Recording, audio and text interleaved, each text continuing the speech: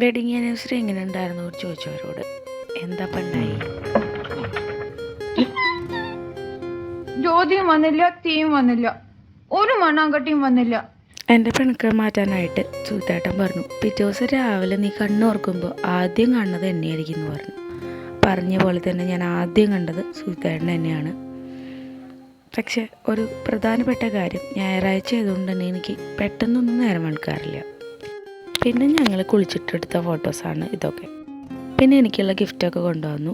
Surprise ആണോ എന്ന് ചോദിച്ചാൽ അല്ല, കാരണം ഞാൻ സെലക്ട് ചെയ്ത് തന്നെയാണ്. പക്ഷേ ഞാൻ സെലക്ട് ചെയ്ത് വെച്ചതിൽ എനിക്ക് ഏറ്റവും ഇഷ്ടപ്പെട്ട ഒരെണ്ണം വാങ്ങി കൊണ്ടുവരിക എന്നുള്ളതായിരുന്നു ആൾക്ക് കിട്ടിയ ടാസ്ക്. അപ്പോൾ ഇതായിരുന്നു എനിക്ക് കൊണ്ടുവന്ന റിങ്.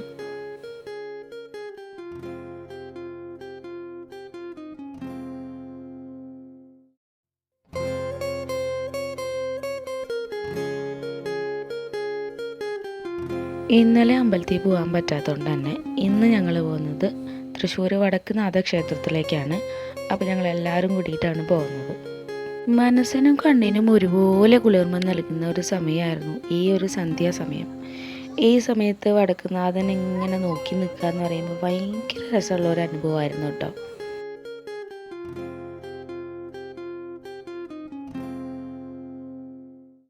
ക്ഷേത്രത്തിനകത്ത് വീഡിയോയും ഫോട്ടോ ഒന്നും പാടില്ല എന്നുള്ളതുകൊണ്ട് തന്നെ പുറത്തിറങ്ങിയപ്പോഴാണ് കേട്ടോ ഞാനൊരു വീഡിയോയും ഫോട്ടോയും ഒക്കെ എടുത്തത്. പിന്നെ ഞങ്ങൾ നേരെ പോയത് ശരവണ ഭവനിലേക്കായിരുന്നു.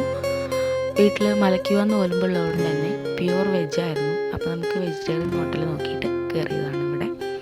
അപ്പം ഞങ്ങളെല്ലാവരും ഓരോന്നൊക്കെ ഓർഡർ ചെയ്ത് ഇങ്ങനെ വെയിറ്റ് ചെയ്തിരിക്കുകയാണ്. അപ്പം ഞങ്ങൾ ആദ്യം ഓർഡർ ചെയ്ത സാധനങ്ങളൊക്കെ അവസാനം എന്താവുമെന്ന് അറിയില്ല. പിന്നെ ഇനി ഇത് ആമിക്ക് കൊടുക്കുക എന്നുള്ളതാണ് എൻ്റെ ഒരു ടാസ്ക്.